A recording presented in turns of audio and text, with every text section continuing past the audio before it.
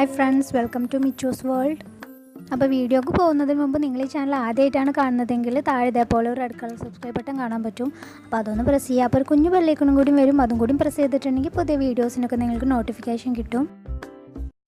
അപ്പോൾ ഇന്നത്തെ വീഡിയോ എന്ന് പറയുന്നത് നമ്മൾ വീട്ടിൽ തന്നെ എങ്ങനെ കസ്റ്റാർഡ് പൗഡർ ഉണ്ടാക്കുക എന്നുള്ളതാണ്. അത് ഉപയോഗിച്ചിട്ട് ഒരു സിമ്പിൾ ഫ്രൂട്ട് സലാഡും കൂടി ഉണ്ടാക്കുന്നുണ്ട്. അപ്പോൾ നിങ്ങൾ ഈ വീഡിയോ ഒന്ന് കണ്ടു നോക്കുക. അപ്പോൾ കസ്റ്റാർഡ് പൗഡർ ഉണ്ടാക്കാൻ വേണ്ടിയിട്ട് എന്തൊക്കെ സാധനങ്ങൾ വേണമെന്ന് നോക്കാം. ആദ്യമായിട്ട് വേണ്ടത് നമുക്ക് ഒരു കപ്പ് പഞ്ചസാരയാണ്. ഞാനിവിടെ എടുത്തിട്ടുള്ള ഈ ഒരു കപ്പിൻ്റെ അളവിലാണ് ബാക്കിയുള്ളതൊക്കെ എടുത്തിട്ടുള്ളത്. പിന്നെ വേണ്ടത് കോൺഫ്ലോർ ആണ്, അത് അര കപ്പാണ് വേണ്ടത്. അതുപോലെ അര കപ്പ് പാൽപ്പൊടി ഞാൻ എടുത്തിട്ടുണ്ട്. അപ്പോൾ ഈ രണ്ടും ഒരേ അളവിലാണ് എടുത്തിട്ടുള്ളത്. ഞാനിവിടെ എടുത്തിട്ടുള്ളത് ആൽമണ്ട് ഫ്ലേവറിങ് എസൻസ് ആണ്. നിങ്ങളുടെ കയ്യിൽ വാനില എസൻസോ അതുപോലെ പൈനാപ്പിൾ എസൻസോ ഒക്കെ ഉണ്ടെങ്കിൽ അതെടുത്താൽ മതി. ആൽമണ്ട് എസൻസ് എടുത്ത കാരണമാണ് ഞാൻ കുറച്ച് ബദാം ഇതിൽ എക്സ്ട്രാ ആഡ് ചെയ്യുന്നത്. വാനില എസൻസോ പൈനാപ്പിൾ എസൻസോ ആണെങ്കിൽ അതിൻ്റെ ആവശ്യമില്ല. ആദ്യം നമ്മൾ മിക്സിയുടെ ഒരു പൊടിക്കുന്ന ജാർ എടുത്തിട്ട് പഞ്ചസാര ഇട്ട് കൊടുക്കുക. എന്നിട്ട് ഇത് നന്നായി പൊടിച്ചെടുക്കുക. അങ്ങനെ പഞ്ചസാര നല്ല ഫൈനായി പൊടിഞ്ഞു വന്നിട്ടുണ്ട്. അപ്പോൾ നല്ല തൊടുമ്പോൾ തന്നെ നല്ല നൈസായിട്ടുണ്ടാകും. ഇനി ഇതിലോട്ട് നമുക്ക് ബാക്കിയുള്ള പാൽപ്പൊടി അതുപോലെ കോൺഫ്ലോർ നമുക്ക് ചേർത്ത് കൊടുക്കുക. ഇത് രണ്ടും അര കപ്പ് വീതമാണ് ഞാൻ എടുത്തിട്ടുള്ളത്.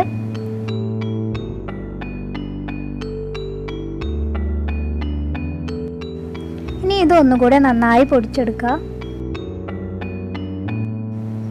അപ്പോൾ ഈ പഞ്ചസാരയും കോൺഫ്ലോറും പാൽപ്പൊടിയൊക്കെ നന്നായി മിക്സായി വന്നിട്ടുണ്ട്. ഇനി ഇതിലോട്ട് നമുക്ക് ബാക്കിയുള്ള ബദാം ചേർത്ത് കൊടുക്കുക. അതുപോലെ തന്നെ ഒരു 3-4 ഡ്രോപ്സ് ആൽമണ്ട് എസൻസും ചേർത്ത് കൊടുക്കുക. ഇനി ഇതൊന്നുകൂടി നന്നായി പൊടിച്ചെടുക്കുക.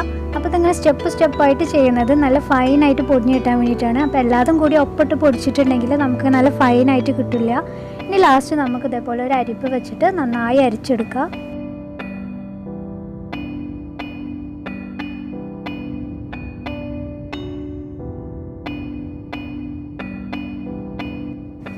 അങ്ങനെ നമ്മുടെ കസ്റ്റാർഡ് പൗഡർ റെഡി ആയിട്ടുണ്ട്.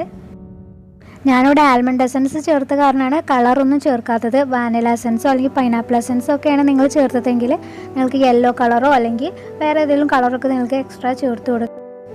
പുറത്തുനിന്ന് മേടിക്കുന്ന കസ്റ്റാർഡ് പൗഡറിൽ എക്സ്ട്രാ പ്രിസർവേറ്റീവ് ഒക്കെ ചേർത്തിട്ടുണ്ടാവും. അതുകൊണ്ട് തന്നെ കുറേ കാലം നമുക്ക് സൂക്ഷിക്കാൻ പറ്റും. ഇതിലിപ്പോൾ നമ്മൾ പ്രിസർവേറ്റീവ് ഒന്നും ചേർത്തിട്ടില്ലല്ലോ. അപ്പോൾ ഒരു എയർ ടൈറ്റ് കണ്ടെയ്നറിലാണ് നമ്മളിത് സൂക്ഷിക്കേണ്ടത്. ഇനി നമുക്ക് ഈ കസ്റ്റാർഡ് പൗഡർ ഉപയോഗിച്ചിട്ട് എങ്ങനെ നല്ലൊരു ഫ്രൂട്ട് സലാഡ് ഉണ്ടാക്കാമെന്ന് നോക്കാം. അപ്പോൾ അതിന് വേണ്ടിയിട്ട് ഒരു കപ്പ് പാൽ ഒരു പാനിലോട്ട് ഒഴിച്ചു കൊടുക്കുക. അങ്ങനെ ഫുള്ളായിട്ട് ഒഴിച്ചു കൊടുക്കേണ്ട ആവശ്യമില്ല. കുറച്ച് പാൽ നമുക്ക് ബാക്കി വെക്കണം. ഇനി ഈ പാൽ നന്നായി തിളക്കാൻ വേണ്ടി വെയിറ്റ് ചെയ്യുക. നേരത്തെ ബാക്കി വെച്ചിട്ടുള്ള പാലിലേക്ക് നമ്മളൊരു 1/4 കപ്പ് ഈ കസ്റ്റാർഡ് പൗഡർ ചേർത്ത് കൊടുക്കുക. എന്നിട്ട് നന്നായി മിക്സ് ചെയ്ത് കൊടുക്കണം. അപ്പോൾ ഒരു കപ്പിലേക്ക് 1/4 കപ്പ് കസ്റ്റാർഡ് പൗഡർ, ഈ ഒരു അളവിലാണ് നമ്മൾ ഫ്രൂട്ട് സലാഡൊക്കെ ഉണ്ടാക്കേണ്ടത്. പാല് നല്ല തിളച്ച് വന്നിട്ടുണ്ട്. ഇനി ഇതിലേക്ക് മധുരത്തിന് ആവശ്യമായിട്ടുള്ള പഞ്ചസാര ചേർത്ത് കൊടുക്കുക. പഞ്ചസാരക്ക് പകരം നമ്മൾ മിൽക്ക് മെയ്ഡൊക്കെ ഇതിലേക്ക് ചേർക്കുകയാണെങ്കിൽ നല്ല ടേസ്റ്റ് ആയിരിക്കും. ഇനി ഇതൊന്ന് നന്നായി ഇളക്കി കൊടുക്കുക. ഇനി ഇതിലേക്ക് നേരത്തെ കലക്കി വെച്ചിട്ടുള്ള കസ്റ്റാർഡ് പൗഡർ മിക്സ് നമുക്ക് ചേർത്ത് കൊടുക്കുക. അപ്പോൾ ഈ പാല് ഈ കസ്റ്റാർഡ് പൗഡറും കൂടി ചെറുതായി ഒന്ന് കുറുകി വരുന്നത് വരെ നമ്മൾ നന്നായി ഇളക്കി കൊടുക്കുക.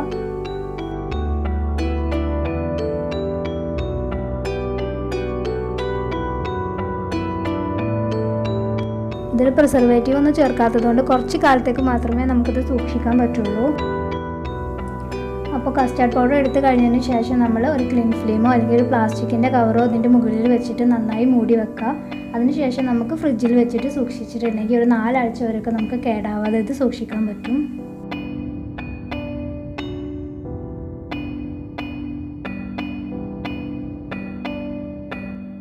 അപ്പോൾ നമ്മുടെ പാലും കസ്റ്റാർഡ് പൗഡറും കൂടി നന്നായി കുറുകി വന്നിട്ടുണ്ട്.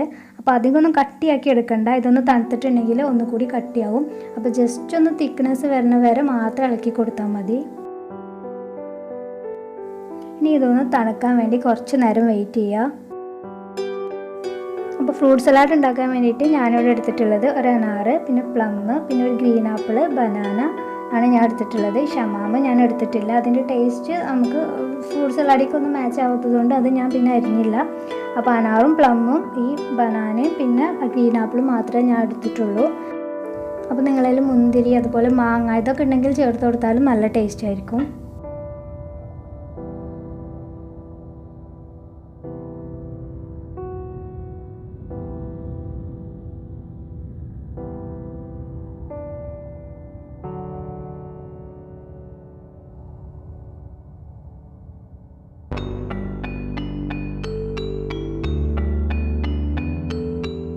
അപ്പോൾ ഫ്രൂട്ട്സ് എല്ലാം ഞാൻ അരിഞ്ഞെടുത്തിട്ടുണ്ട്.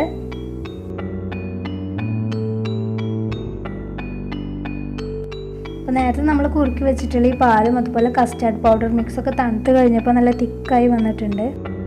അപ്പോൾ സ്റ്റവ് ഓഫാക്കിയ സമയത്ത് തന്നെ നമ്മൾ ഇതേപോലെ ഒരു പാത്രത്തിലോട്ട് ഇത് മാറ്റി കൊടുക്കണം. അല്ലെങ്കിൽ പിന്നെ തണുത്ത് കഴിഞ്ഞിട്ടുണ്ടെങ്കിൽ ആ പാനിൽ തന്നെ ഒട്ടിപ്പിടിച്ചിട്ട് നമുക്ക് സെപ്പറേറ്റ് ചെയ്തെടുക്കാനൊക്കെ നല്ല ബുദ്ധിമുട്ടായിരിക്കും. ഇനി നമ്മുടെ കസ്റ്റാർഡ് പൗഡർ മിക്സിലോട്ട് നമ്മുടെ ഫ്രൂട്ട്സൊക്കെ ഇട്ട് കൊടുക്കുക. എന്നിട്ട് നന്നായി ഇളക്കി കൊടുക്കുക. ഞാനിപ്പോൾ കുറച്ച് അധികം ഫ്രൂട്ട്സാണ് ഇതിലേക്ക് ഇട്ട് കൊടുക്കുന്നത്. അപ്പോൾ ഈ കസ്റ്റാർഡ് പൗഡർ മിക്സിനേക്കാളും കുറച്ച് അധികം ഫ്രൂട്ട്സാണ് ഇതിലുള്ളത്. അപ്പോൾ കഴിക്കാനും നല്ല ടേസ്റ്റ് ആയിരിക്കും. ഇനി ഇതിലേക്ക് കുറച്ച് ബദാം ചെറുതായി അരിഞ്ഞത് ഇട്ട് കൊടുക്കുന്നുണ്ട്. പിന്നെ കുറച്ച് ഈത്തപ്പഴവും ചെറുതായി അരിഞ്ഞത് ഇട്ട് കൊടുത്തിട്ടുണ്ട്. നമ്മുടെ ഇഷ്ടത്തിനും അതുപോലെ ടേസ്റ്റിനൊക്കെ അനുസരിച്ചിട്ട് നമുക്ക് എന്തും ഇതിലേക്ക് ചേർത്ത് കൊടുത്ത് ഉണ്ടാക്കാം. അങ്ങനെ നമ്മുടെ ഫ്രൂട്ട് സലാഡ് റെഡി ആയിട്ടുണ്ട്. ഇനി ഇത് നമുക്ക് 2 മണിക്കൂറോളം നമുക്ക് ഫ്രിഡ്ജിൽ വെച്ചിട്ട് സെറ്റ് ചെയ്തെടുക്കാം. അപ്പോൾ തണുത്ത് കഴിഞ്ഞിട്ടുണ്ടെങ്കിൽ ഇതിന് ഒന്നും കൂടി ടേസ്റ്റ് ഉണ്ടായിരിക്കും. ഞാനിവിടെ ആൽമണ്ടിൻ്റെ എസൻസ് ആണ് ചേർത്ത് കൊടുത്തിട്ടുള്ളത്. അപ്പോൾ അതിൻ്റേതായ ഒരു ടേസ്റ്റാണ് ഇതിനുള്ളത്.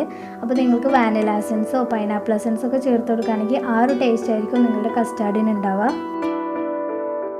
അപ്പോൾ എല്ലാവരും ഇതൊന്ന് വീട്ടിൽ ഉണ്ടാക്കി നോക്കുക. വളരെ എളുപ്പമാണ്. അപ്പോൾ നിങ്ങൾക്ക് ഈ വീഡിയോ ഇഷ്ടമായിട്ടുണ്ടെങ്കിൽ ലൈക്ക് ചെയ്യാനും അതുപോലെ മറ്റുള്ളവർക്ക് ഷെയർ ചെയ്യാനും സബ്സ്ക്രൈബ് ചെയ്യാനും ഒന്നും മറക്കരുത്.